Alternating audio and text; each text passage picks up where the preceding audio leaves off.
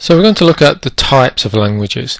The three types that we're going to focus on mainly are procedural languages, object-oriented languages, and event-driven languages. Okay, so procedural languages. Now, procedural programming languages, they tend to focus on variables, data structures, and subroutines. So if you're storing information or you're manipulating information within a procedural program, you're likely to store that in a variable.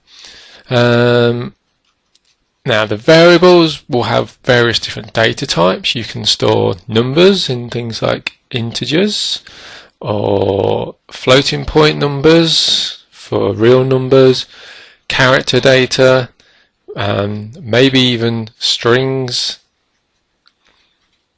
You can have arrays, okay, and various different types of variables, somewhat dependent upon the actual language that you're using. So for procedural languages, if you were storing somebody's name, for instance, you might store that as a string or an array of chars or characters. If you're storing someone's phone number, you might store that as, well, maybe an int, but probably not. But if you're storing someone's like wages, then maybe using the floating point type variable. So the data will be stored in the variables. The data is then manipulated by the procedures or subroutines, whichever way you want to call it.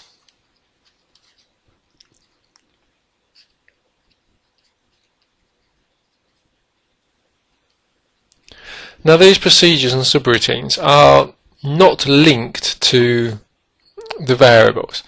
They can manipulate the variables, they can fill the variables with data, add two variables together, this sort of thing, but the two are not necessarily linked together. Now that sort of brings us on to object-oriented programming. So let's just call that OOP. Object-oriented programming, where the data and the behavior or the function of that data, what that data does, is all encapsulated within an object. So the data and the behavior for that data is all stored in an object. So for instance, if we had an object being a student record, the data within that would be the student's details, name, address, phone numbers, etc., this sort of stuff. But it might also be their date of birth.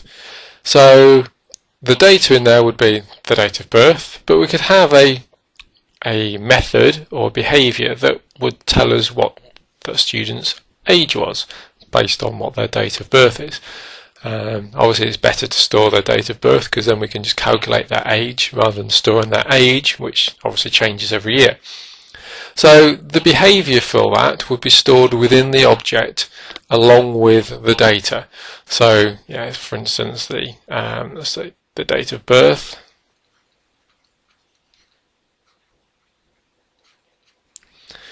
the address,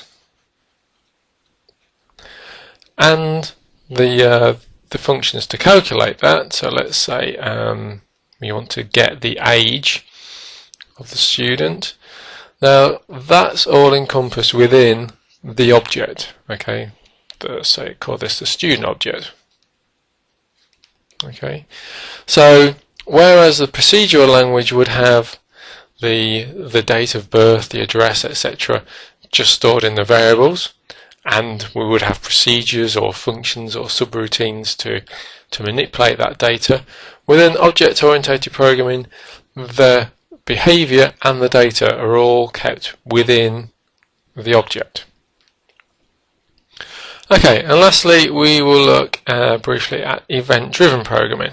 Okay, so EDP, event-driven programming. Now with event-driven programming, the key here is that the program doesn't necessarily follow a set course through.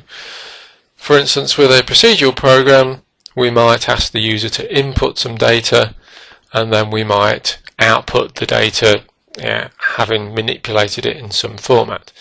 With event-driven programming, and specifically if we're looking at things that where they're GUI based, and you have a form, and on the form you might have a button, which maybe adds things together, another button, let's say for subtract, and then you've got some data entry fields that people can type different numbers in, say value 1 and value 2.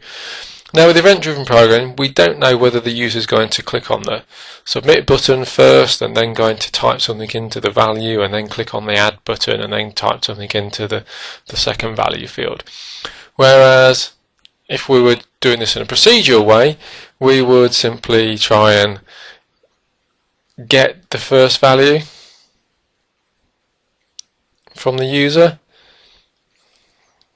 get a second value from the user, add values, and then subtract, and then output. So it's got a distinct flow of these steps, distinct sequence of operations, whereas the event-driven programming doesn't have that set step. Anything could happen at any time.